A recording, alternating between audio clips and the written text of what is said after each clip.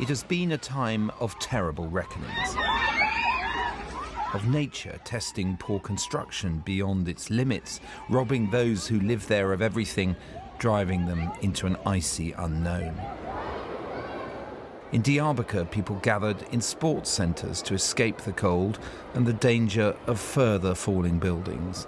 500 had chosen this place of refuge, where we got through to local journalist Hatice Kama, who told us how difficult early attempts to rescue the buried had been. From the first moment I went to the site of a building with 8 floors, people were volunteering to rescue others.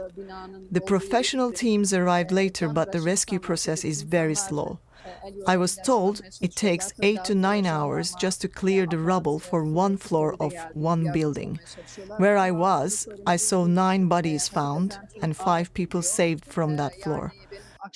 In that building, there are 29 flats. I think the general picture will be worse in the coming hours. Diyarbakir is actually more than 250 kilometres away from the epicentre of last night's quake. So closer in, the effects were more drastic. In Sanilurfa, people ran for their lives as the second tremor hit this morning, bringing down buildings that were already weakened overnight. In Gaziantep, a castle that had survived the traumas of more than 2 millennia was razed by the strength of it. The quake was no respecter of borders, devastating several towns in northern Syria also.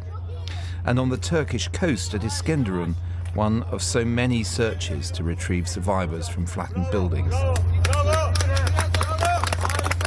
A cheer going up whenever someone was freed. And nearby, one of the area's MPs told us of the difficulty now of moving anywhere given the damaged infrastructure. In Hatay region, the situation is very serious with collapsed buildings. It is very hard to reach other towns. We are not prepared, we are not organized. People are outside. There are no tents, no blankets, no water, no food. I think the help will arrive tomorrow. In a couple of days, we might be seeing a sharp increase in the death toll.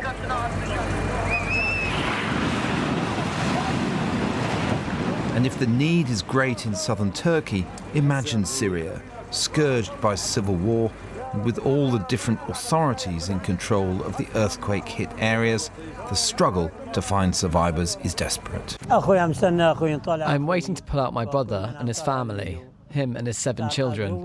They pulled someone out, but it was not them. They took him and went away. Each is pulling out his own. May God help us.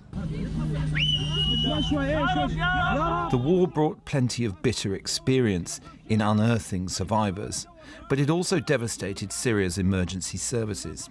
The health sector here is exhausted by the bombings that happened before at the hospitals.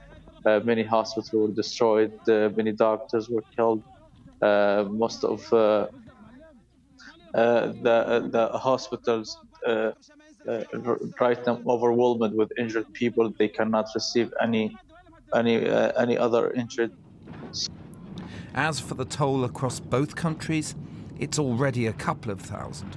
But in truth, the problems of accessing the disaster zone, the bitter cold, and the breadth of this tragedy are creating great apprehension about what may lie ahead.